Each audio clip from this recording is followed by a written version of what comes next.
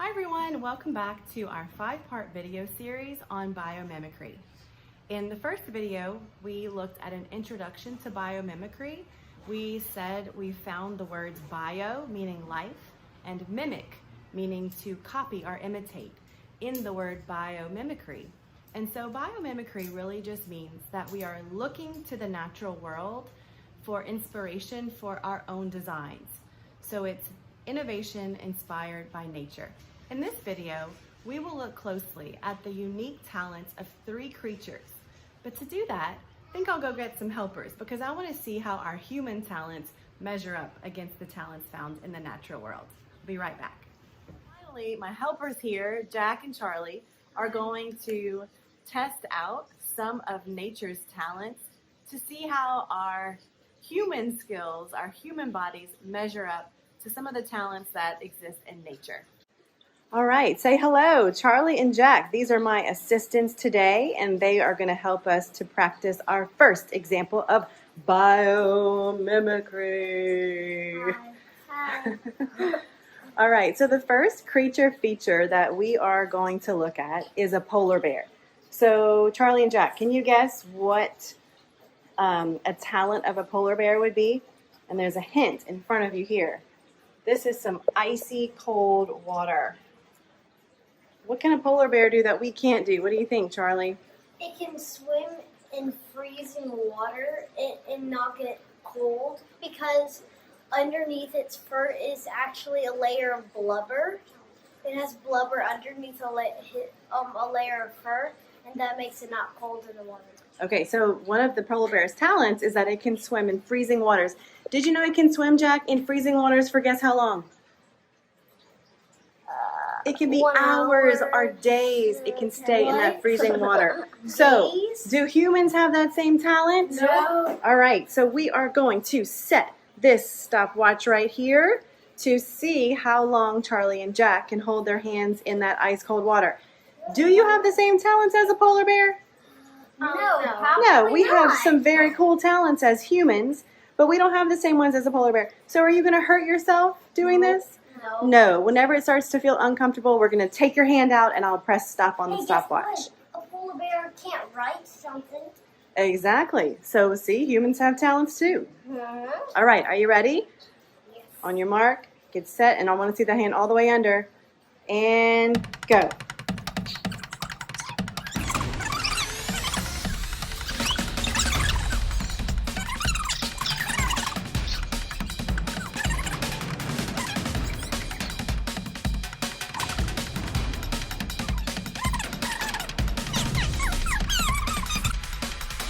All right, we are back here with Charlie and Jack. What is the skill of a polar bear, Charlie and Jack? The skill of a polar bear is that it can survive freezing cold water without freezing. Yeah, so it can stay in really cold water for up to hours and even days at a time. But when we tried it, we could barely break a minute. So wow, what a talent of a polar bear.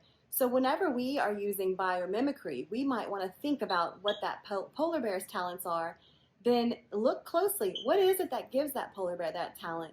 Because that might be able to influence some of our human-made designs for maybe whenever we need to stay warm in really cold waters. All right, so on to our next creature feature. We are going to look at, can you guess, guys? It is a type of bird. It's pink. Flamingo, and it starts with an F.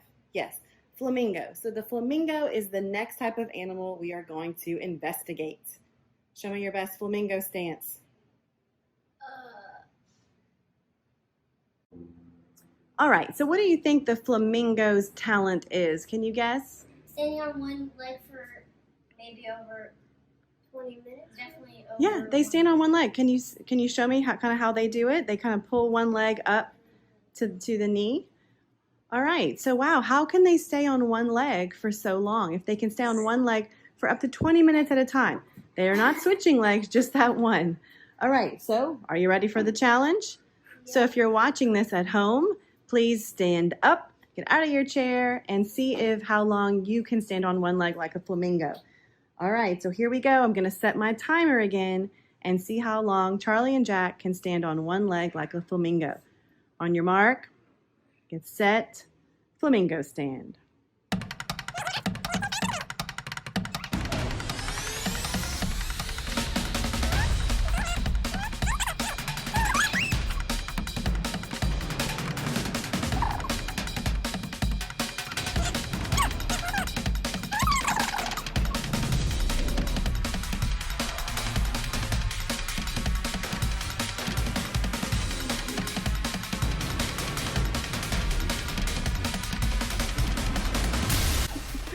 All right, Jack made it to 1 minute and 14 seconds. Nice.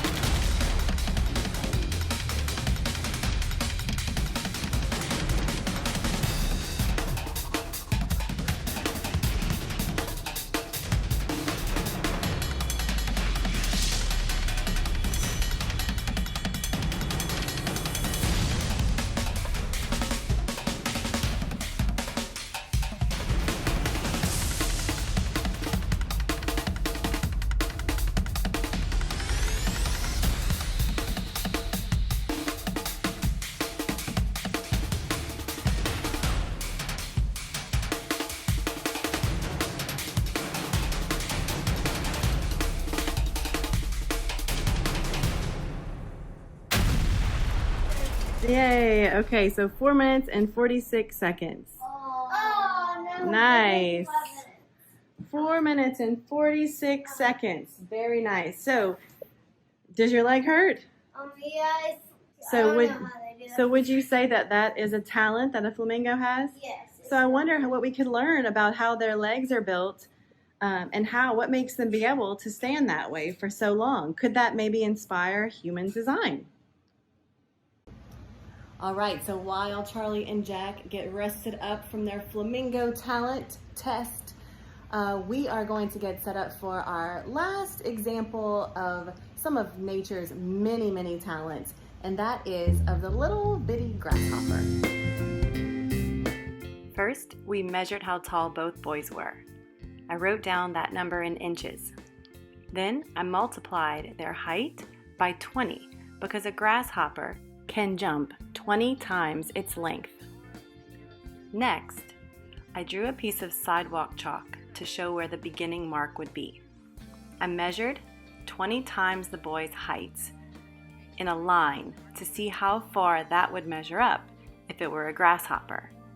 Then Charlie and Jack jumped as far as they could to see how they compared to the talent of the grasshopper. If Jack had the same skill as a grasshopper, he would have been able to jump all the way to where Charlie's standing, 20 times his height. Charlie jumped about 71 inches. If he had the same talent as a grasshopper compared to his height, he would have jumped all the way to where Jack is standing. Today we learned about the talents of a polar bear to be able to submerge its body in freezing cold water.